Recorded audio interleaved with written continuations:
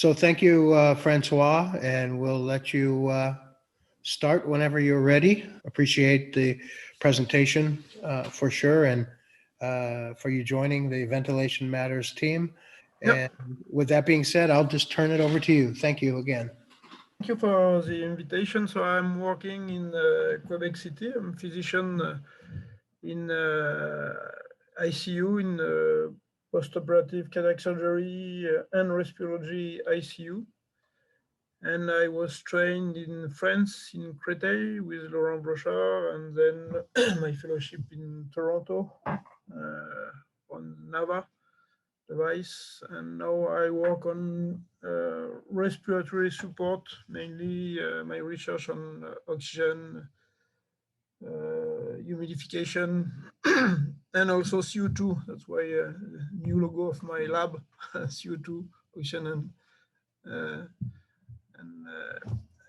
humidification. So I will discuss today about alveolar ventilation. So I used your logo, ventilation methods, so alveolar ventilation methods, and especially during this time of lung protective and ultra protective mechanical ventilation. I change the title again. So it's during lung protective and ultra protective mechanical ventilation. My conflict of interest is that I developed um, application we call it Ventilo, which means optimization of ventilation, and it was founded by Fisher and Peckel. And as I working on humidification, I've several collaboration with Fisher and Peckel and with other manufacturer of humidification and heated humidification. So the this application Ventilo is used to as an educational tool for initial lung protective ventilation setting and also optimization of lung protective ventilation. So this is my conflict of interest. So this is what I use with my residents to explain that lung protective mechanical ventilation is not only tidal volume reduction, it's all the other parameters that have an impact on mortality. And I won't discuss today about oxygenation parameter. I will only discuss about ventilation parameter, and I also explain that not only respiratory rate and tidal volume are important for CO2 removal, but also dead space is major parameter for CO2 removal. And I also want to really separate alveolar dead space, anatomic and instrumental dead space. And today we'll more focus on instrumental dead space. And I will also discuss the relation between tidal volume, respiratory rate, and also dead space. And I will use very simple formula. As you can see, alveolar ventilation is respiratory rate times tidal volume minus dead space volume, which is a very important formula for my talk today. I won't speak about dead space measurement, as I said, because a lot of great researchers know that very well, and I won't discuss that. I want to also discuss ventilator ratio and new index.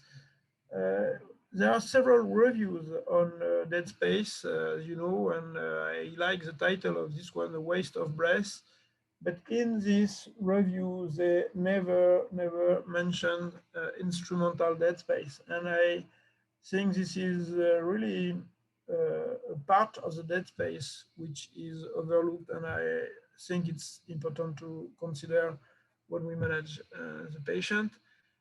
And they did not mention instrumental dead space also because it's really the weakness of the ventilator ratio because just when you change the dead space of a patient, instrumental dead space, it changes a lot the ventilator ratio. So for the same patient, you can have two different values just by changing the dead space, which means that it may not have a link to the severity of the patient. I won't discuss about these parameters of dead space as predictive of predictors of mortality. There are several studies on this, and including the ventilator ratio, and also the same team within 1 year published that estimated dead space are associated with mortality and early RDS, and 3 days ago, dead space estimate may not be intermittent,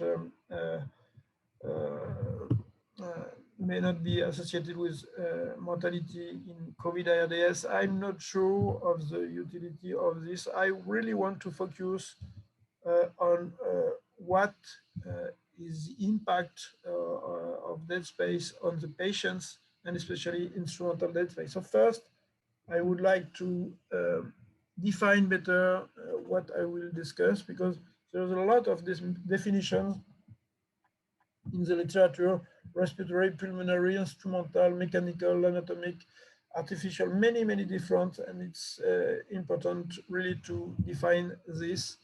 And the definition of the dead space, you know, that is dead space is part of the tidal volume that does not participate in gas exchange, which is a classical definition. Again, with my residents, I just say follow the expiratory CO2 to really understand what is this dead space. Is in fact mainly the CO2 rebreathing and this is all this part in red, which is important to consider. And the different parts are clearly the alveolar dead space that is very well known, very well evaluated, and it's related to over distension. And we try now with adapted settings to avoid over distension, and also related to microthrombi, especially in ARDS patients. We also have anatomic dead space, and we know that total anatomic dead space is around 2.2 milliliter per kilogram of predicted body weight. And this was also known by Radford a few years ago. He said it's a remarkable but appropriate rule that respiratory dead space equals to body weight in pounds. And during mechanical ventilation, we do not consider all the anatomic dead space, obviously, because of the bypass of the airway, upper airway, and we just consider 1.1 milliliter per kilogram of predicted body weight for the anatomic dead space. And I will discuss more in detail what is instrumental dead space, which is mainly the HME, the catheter mount, the other connectors, and the endotracheal tube. And you will see there's a lot of potential connectors and that can be used. So just to remind that alveolar dead space, and I don't want to discuss all this study from Armand Méconson-Dessap. He evaluated the impact of PEEP and respiratory acidosis, and he showed that respiratory acidosis also had an impact on right ventricular function. So it's important to avoid a severe respiratory acidosis. But more, what I wanted to focus and underline was that alveolar dead space is a small part of the total dead space in the patient. We frequently focus on this part, but it's not the most important one. And as it is frequently written, it's quite difficult to accurately measure, and especially in the daily management of the patient. So that's one reason why I won't discuss a lot about alveolar dead space today. Another study I will discuss later is this study published recently in ARDS patient with brain injury. And they also demonstrate that alveolar dead space is a small part of the total dead space. As you can see here, it's a very small part of the total dead space. I think what is sometimes very problematic is when a lot of connectors, a lot of dead space is added, and in some cases, it's possible to have more than 200 milliliter of dead space volume related to instrumental dead space. Just we have to add the anatomic dead space and the alveolar dead space, but just with HME, large HME, with catheter mount when they are used, with endotracheal tube, and with connectors, and there are several connectors that can be used, we could be above 200 milliliter. And the main way to reduce the dead space is to avoid connectors when it's not necessary and to replace HME by dehumidification. One thing just to underline is that to cut the endotracheal tube is not very useful. You remove few milliliter and it can be very difficult to manage patients, but I never consider this to reduce the dead space. I think you have other solution to decrease the dead space. So just to speak about HME, we compared the humidity of 48 HME a few years ago, and for the dead space, it was from 25 to 100 milliliter. And when you consider the most efficient, the most performing device in terms of humidification, so who could provide more than 28 milligrams of water, the dead space, the mean dead space was quite high, 64 milliliter, and almost 1/3 of this HME had a dead space above 90 milliliter. If you consider the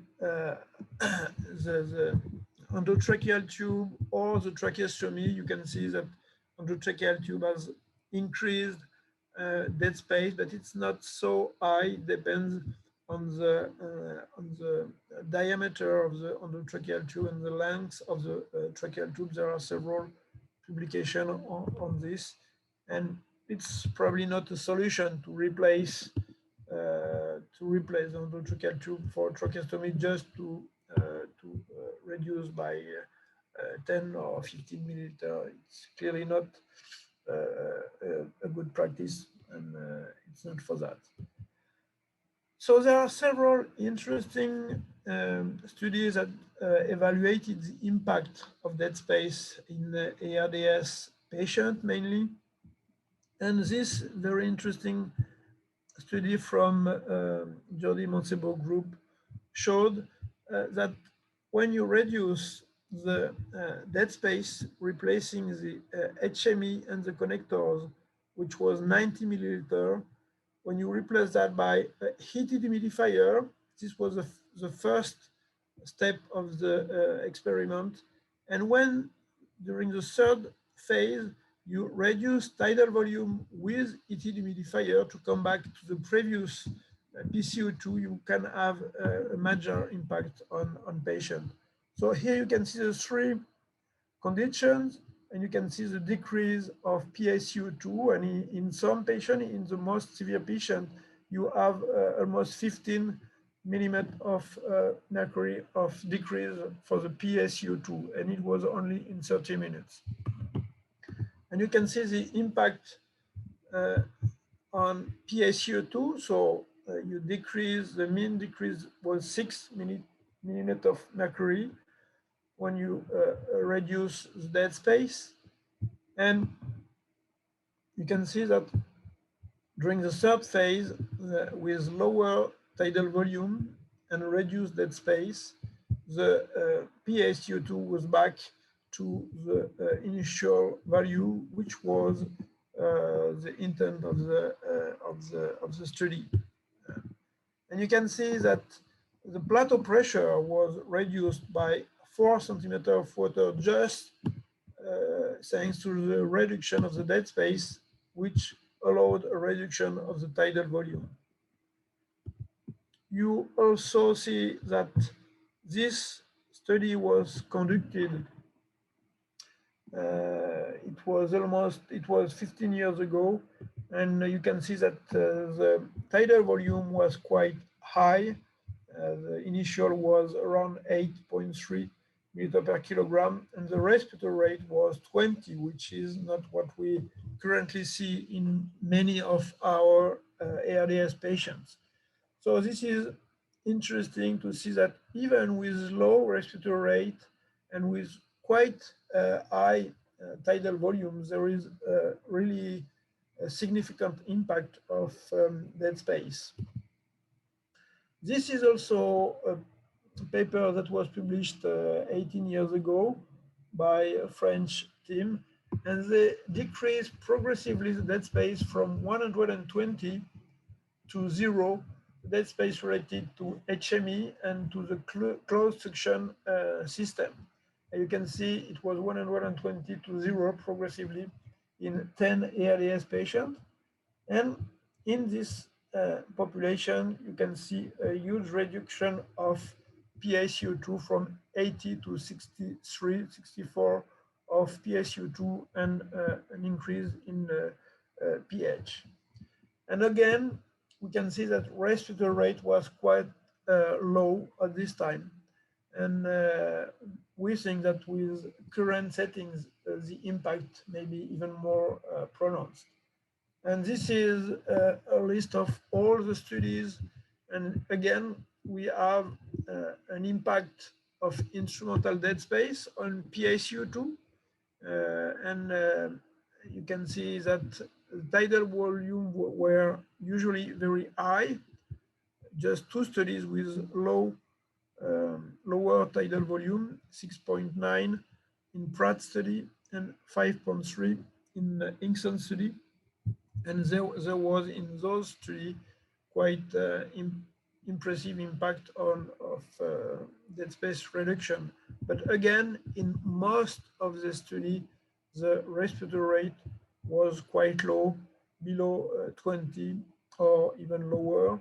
Just one study showed used higher respiratory rate, which was the Hinkson study.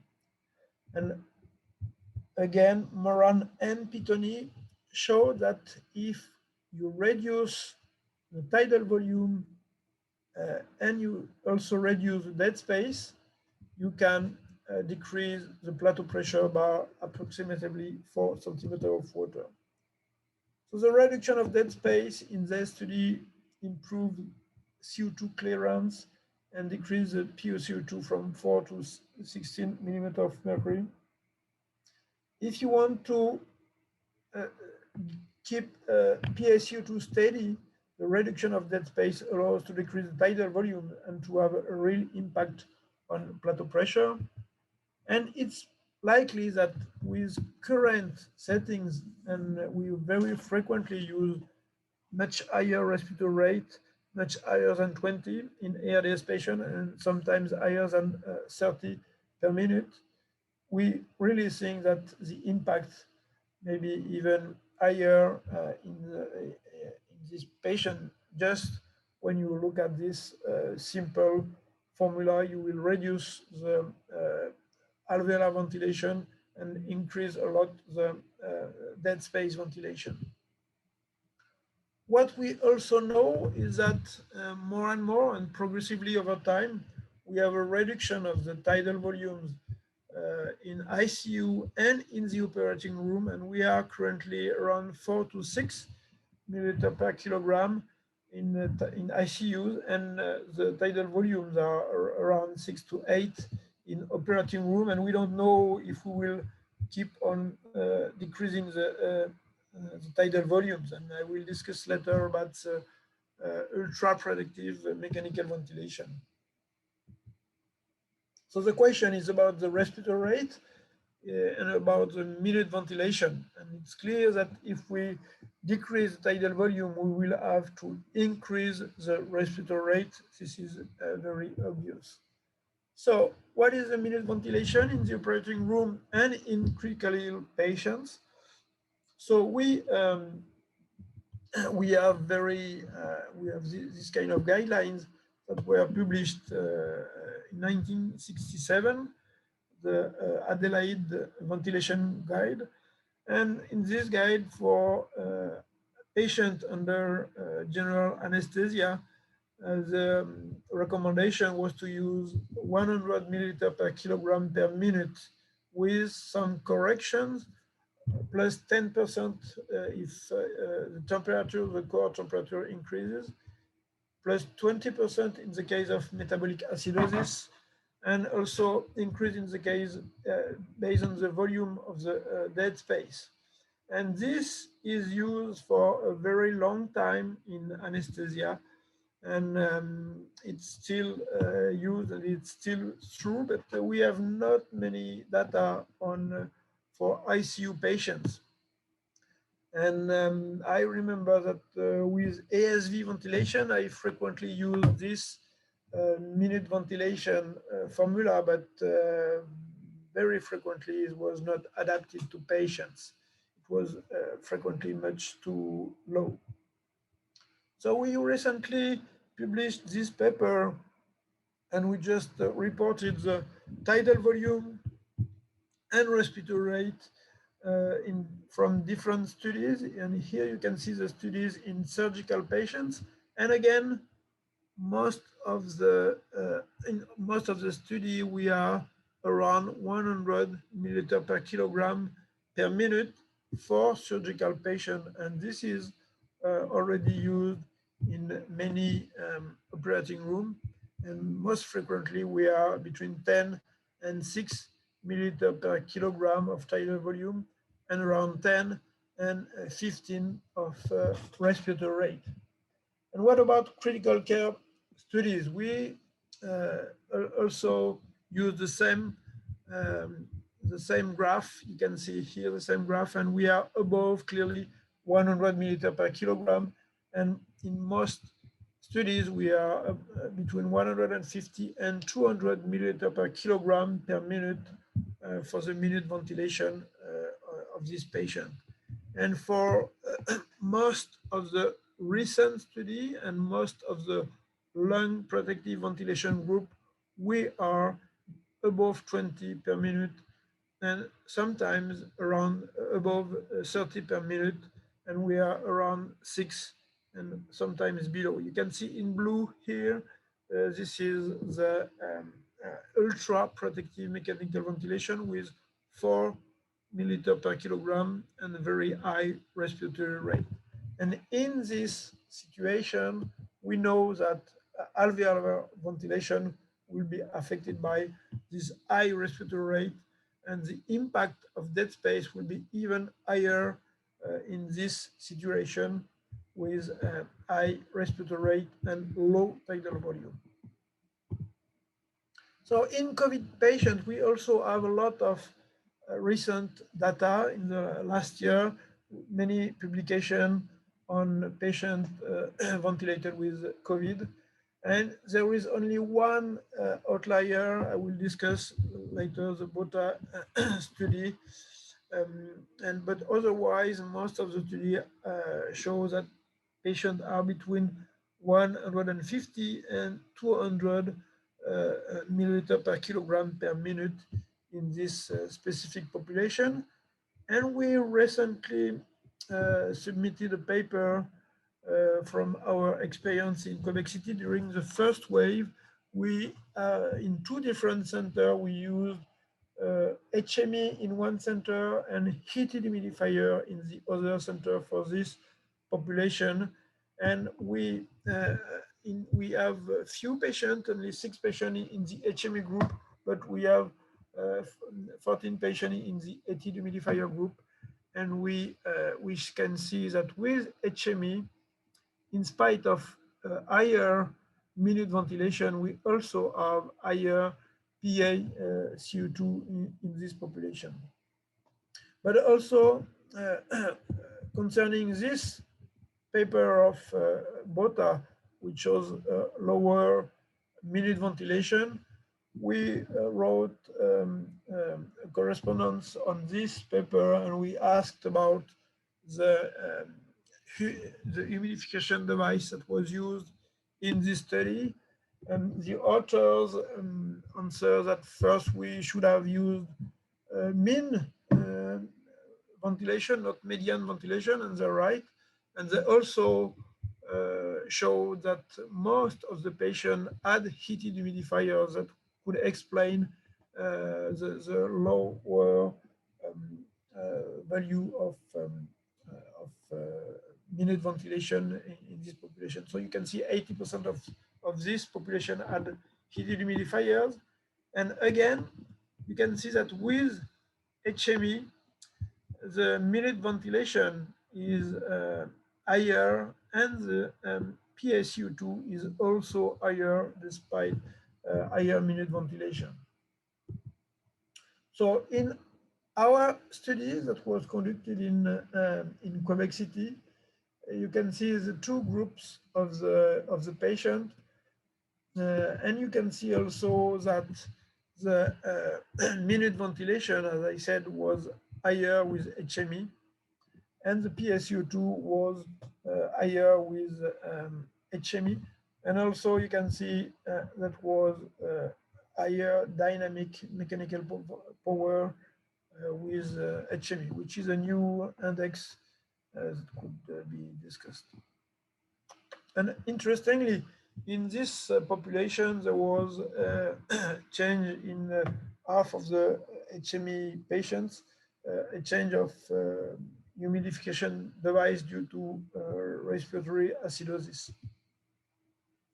Another study I discussed and I wrote a letter on this is this study that discussed the selection of ARDS patient for ECMO, veno-venous ECMO.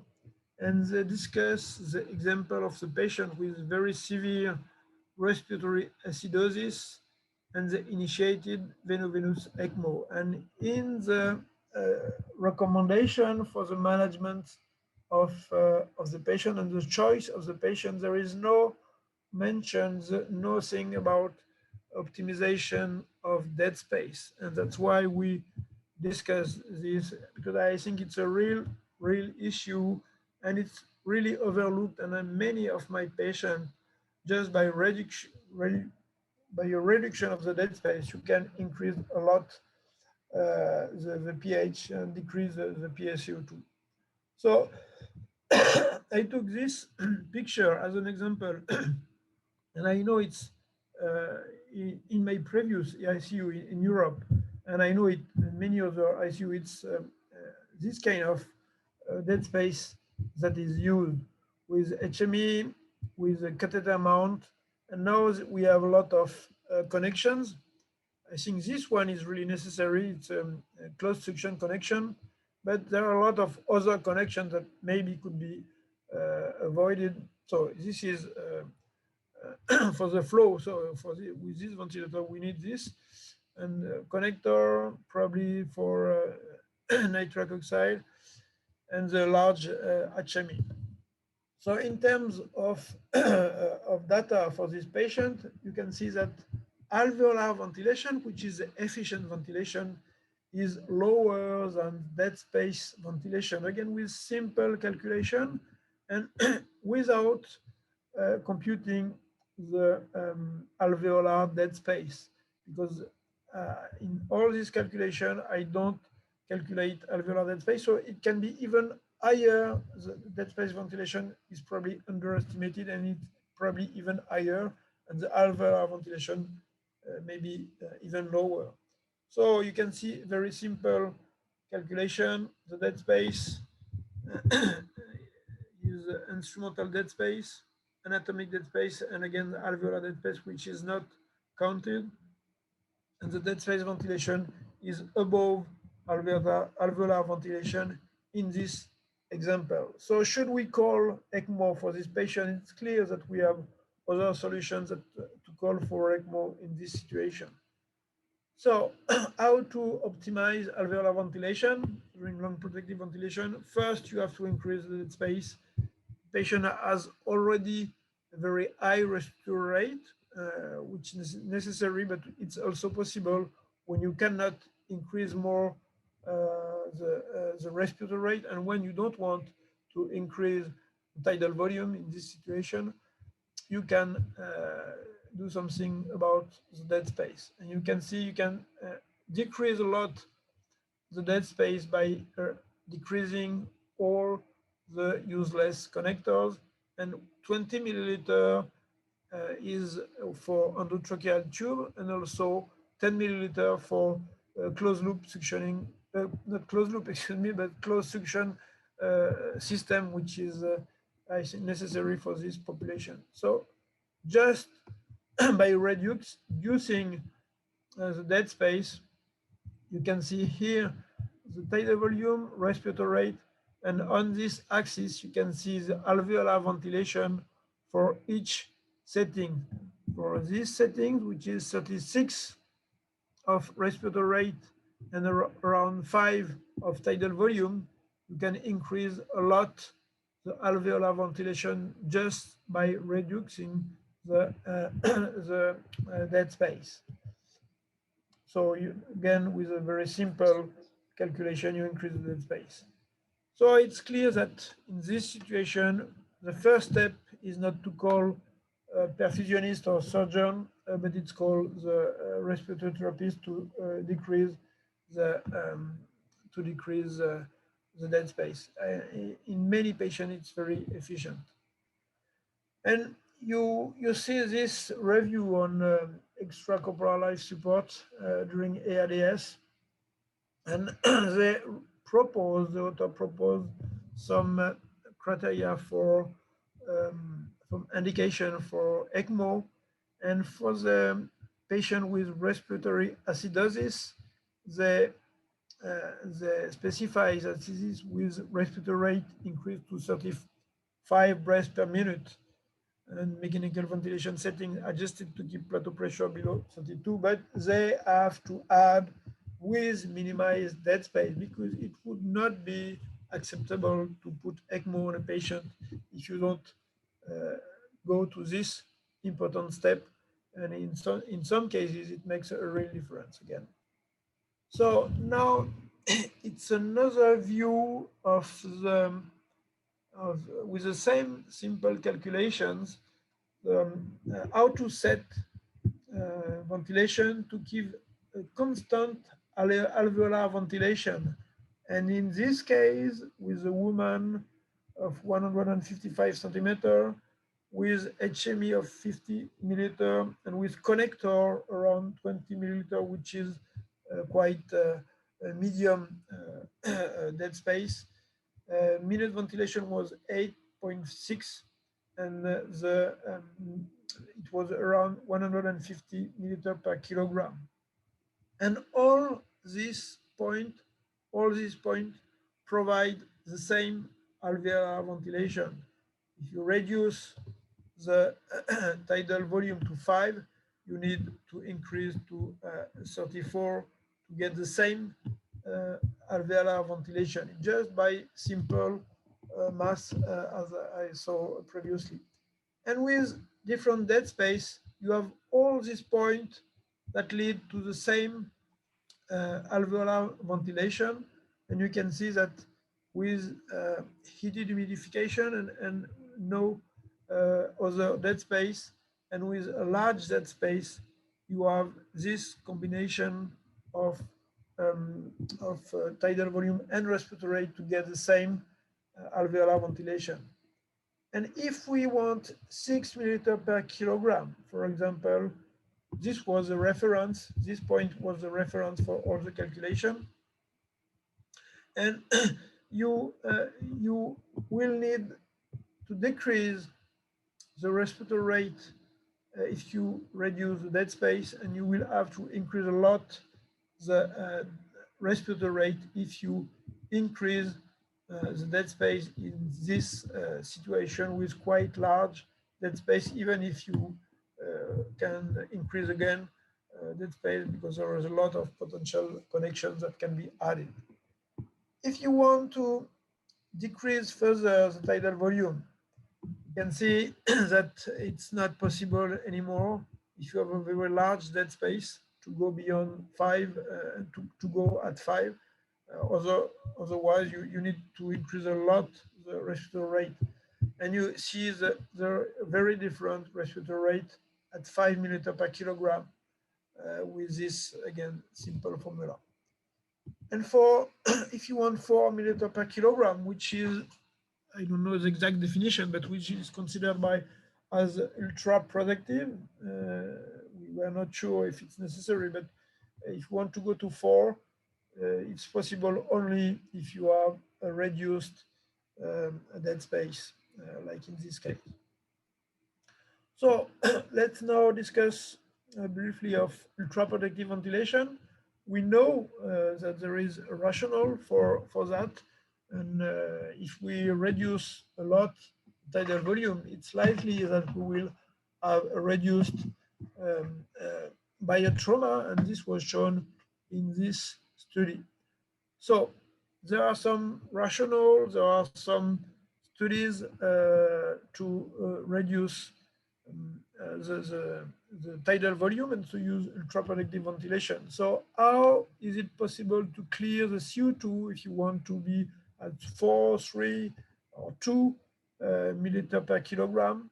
So there is one way that is very well known, for example, to use ECMO or ECOR.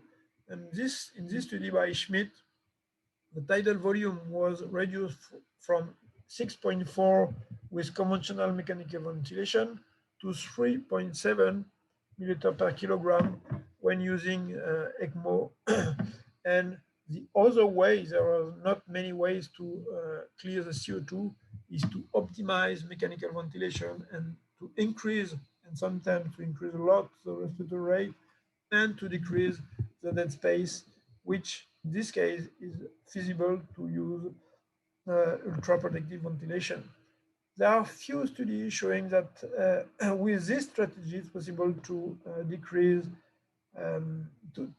tidal volume.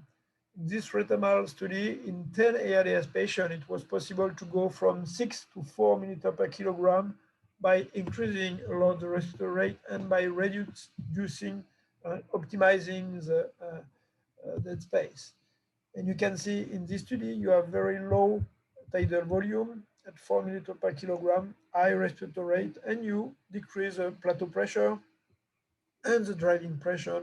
And this is the rationale of using ultra-productive ventilation, even if by now there is no clear demonstration that it will decrease the mortality. But this is an hypothesis, interesting hypothesis.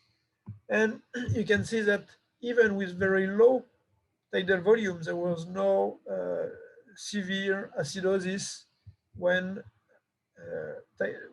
respiratory rate was increased and when dead space was reduced.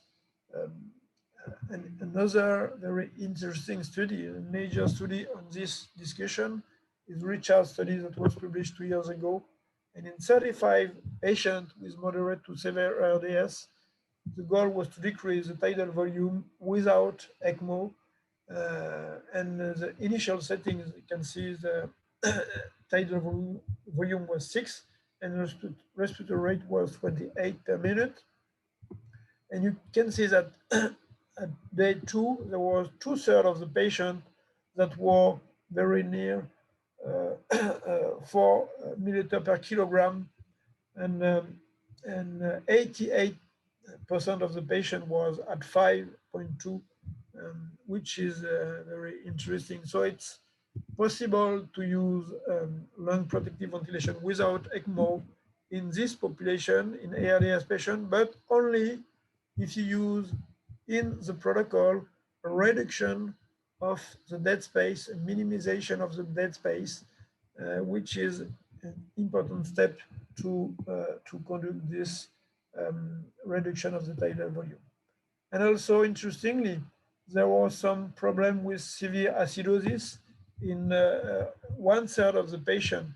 As you can see, 16 episodes in 11 patients with very severe acidosis. And I'm not comfortable to keep very low pH on my patients. And the main risk factor was renal failure. So it was not only respiratory acidosis, it was a mixed acidosis. As you can see, it's a mixed acidosis. And in this case, if you reduce a lot tidal volume, it's clear that you cannot wait long before beginning dialysis. You have to really be very aggressive to correct the metabolic acidosis associated with respiratory acidosis. And it's interestingly, there was only one patient who required ECMO for refractory hypoxemia in this study. So we know it's possible to do ultra-productive ventilation with 4 milliliter or even below if we use ECMO or ECHO, but a lot of study shows that there are some complication, infectious, thrombotic, and hemorrhagic complication. We all know that, and it's clearly the current dilemma and on in which patient it should be used, and it's clearly not well defined now. And in the review that was conducted, published recently, I think it's reasonable to say that veno-venous ECMO is not a substitute for conventional ARDS management. And the same is true for echo therapy. It's we need more data to go to use clinical use outside research of this kind of device. So the current guideline for ARDS recommend to reduce the instrumental dead space and to use heated humidifier in first intention. I think that for many, many patients, for the majority of the patients, the initiation of ventilation should begin with HME, and in many patients, it's not necessary to use heated humidifier. But when you use lung protective ventilation, especially with high respiratory rate and low tidal volume, we should use heated humidifier. This is clear. And heated humidifier, and the only connector that I think is really necessary is to use a closed suction circuit, but otherwise a lot of connectors are really unnecessary and should not be used when it's not necessary. So in conclusion, in my ICU, and I think in many ICU now, a lot of patients receive a respiratory rate above 25 and tidal volumes below 6 milliliter per kilogram or at 6 milliliter per kilogram. And in this type of settings, in ARDS or COVID ARDS patients, it's clear that instrumental dead space is really significant for CO2 elimination. We also know now that optimization of instrumental dead space is part of the lung protective ventilation, and this is what is recommended now, and I think it will be recommended by other society in the future. And ultra protective ventilation, I don't know if we will go there, but it's possible to go to evaluate that during research. It's feasible to do ultra protective ventilation in many patients without using ECMO or ECHO if the instrumental dead space is minimized and respiratory rate is increased. So thank you. This is my last slide. So this is the Ventilo application. Most of the slides and formula are in this application. So thank you, and I will think we have time for discussion. Thank you again, Francois. Francois, one of the issues we face sometimes is increasing the tidal volume will increase dead space because we're overdistending the alveoli.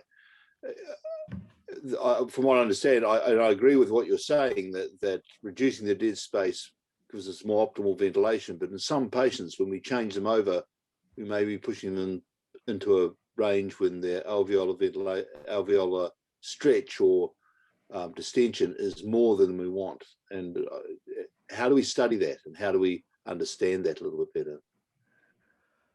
It's clear that, and that's the question I always ask to my residents. We have a patient with acidosis, with a plateau pressure at 30. We don't want to increase the tidal volume. In this case, it's clear that we don't want to increase tidal volume. And we know that if we go above 30, we don't know if it's 32, 33 or whatever, we will have over distension and we'll further increase alveolar dead space, and we will increase the problem. So there is no way to increase tidal volumes. And in sometimes the only way to reduce PSU2, and it's sometimes very impressive effect when you are at very high respiratory rate and very low tidal volume, just by decreasing maximum decrease of the dead space. In some patients, it's really, really impressive. And this is the first step. And if we still have severe acidosis, and to be honest, it's extremely rare to have severe respiratory acidosis when you have very low dead space.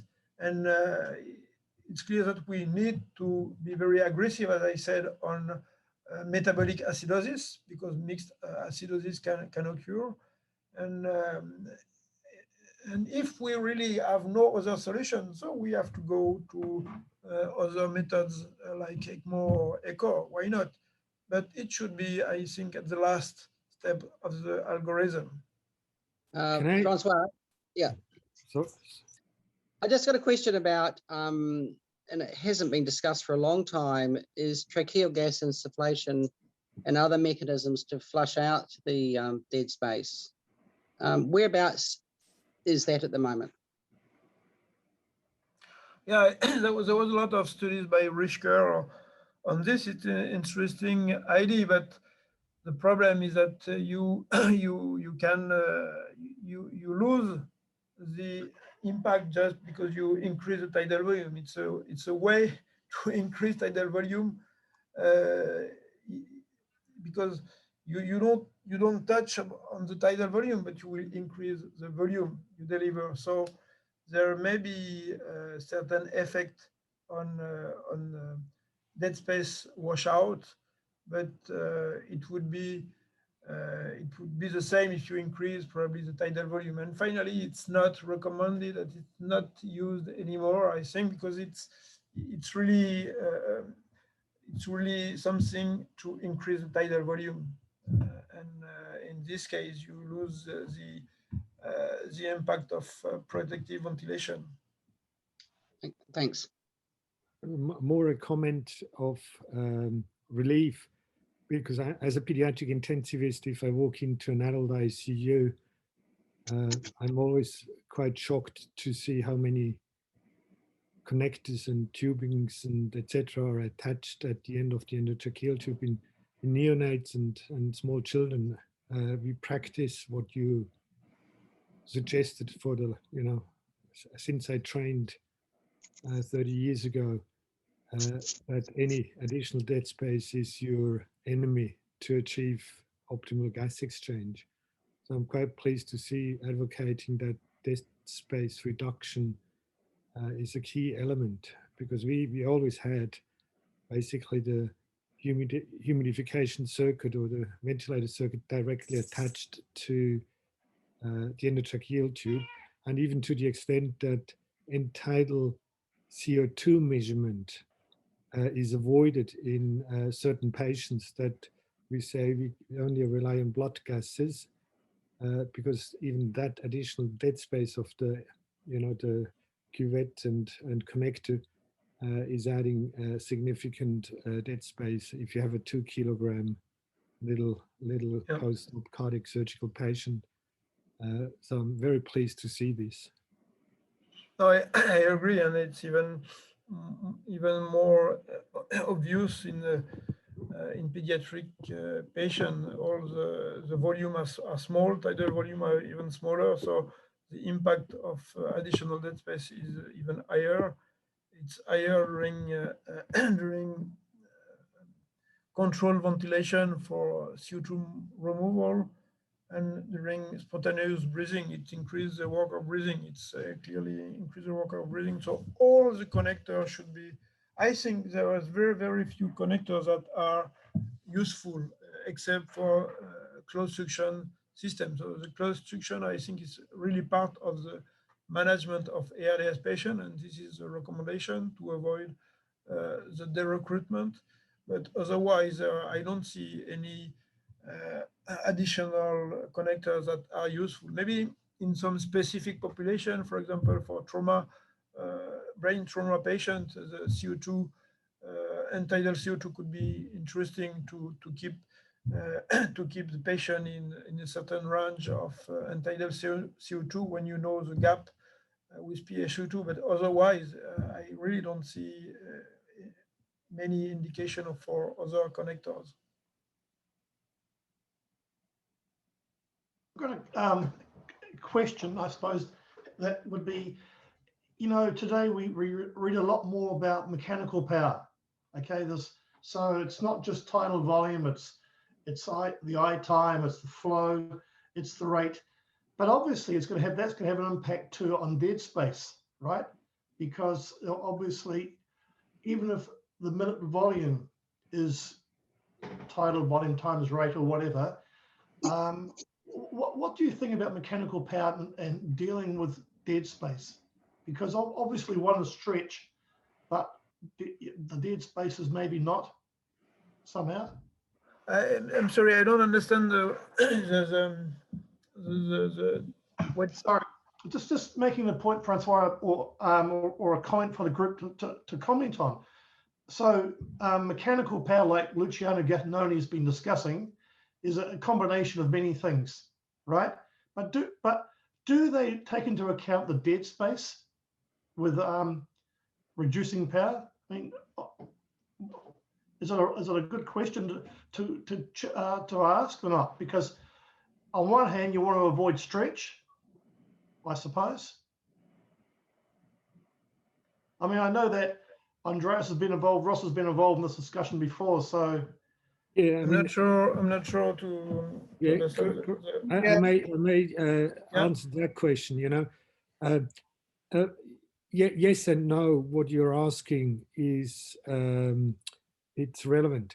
It's always the question: what are you targeting with your ventilation? So, if you target alveolar ventilation, and you adjust your tidal volume, or you adjust your driving pressure, or third, you adjust your power to achieve a certain alveolar minute volume.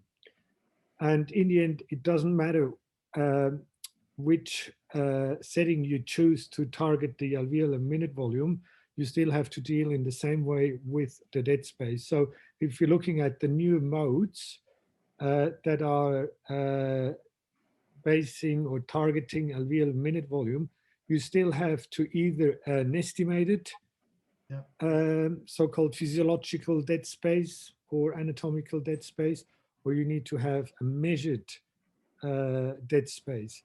And all these model and assumptions, they are just based at the moment on an estimated dead space, which is given, you know, people say it's 2.2 mils per kilogram, etc. But like Francois mentioned, plus add the instrumental dead space. Right. So these models are only as good as the assumption of how large the dead space is. And so I don't think it's a problem of power. It's not a problem of tidal volume or driving pressure. It is the assumption of what do you think the dead space is going to be. And that's why capnography is probably then the way to go, that you do actually measure, you know, the real dead space, and you get a figure and not just estimating. Yeah, makes sense. Can I excuse me? I have to go at point 7. I'm going to be picked up, so I've got 2 minutes to put some shoes on. Thank you, Andres. Okay, thank you. It's, Bye-bye. Andrew, thank you. I wanted to comment on what Graham had said as well. And in relation to some of the pictures that Francois showed, this goes back to Graham and I always preaching about really knowing your instrument and your tool that you're applying to your patient. And that doesn't simply stop at the ventilator, but it really is the breathing circuit. It's the chambers that add water. It's how those are filled. It's all the way to the patient. Why?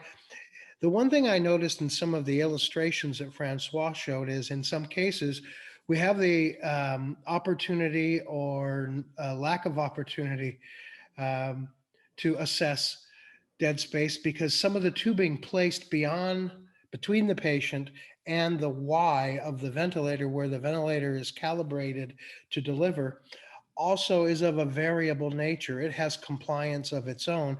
And you can see in the corrugated tubing illustration that at certain pressures, you're also going to have a different level of dead space because of the compliance and the absorption of that space. So it is important, Graham, I think, as you do all of these things and balance all of these things, to look at and understand what you're doing with your tools. Final comment for me, Francois, I'm a member of ATS and I'm getting those emails all the time. Hey, here's a new pre-release, blah, blah, blah. Over the past year and a half, I remember one article that was announced to me as a pre-release or one editorial, and I just saw it again. It was yours. It was before you called the perfusionist, think about reducing your dead space. And I thought, amen. Amen to that one. So thank you again. Yeah. Just for concerning the compliance of the circuit, maybe it's relevant for inspiratory and expiratory, mainly inspiratory limb, but probably the connectors have a very, very low compliance. I'm not sure, it may vary a lot in comparison with circuits by itself after the white piece. But it's much easier to measure the volume of these connectors than to measure alveolar ventilation. Very easy with water and a syringe. Definitely. Yeah, great. Okay. Any more questions? You've obviously blinded us all with science, Francois. Appreciate it. Yeah, thank you so much. And thanks to everyone who woke up early as well. And we look forward to having you participate in the future with us, Francois. And thank you. Thanks to everyone else. And have a good day. Breathe easy. Thank you. Bye.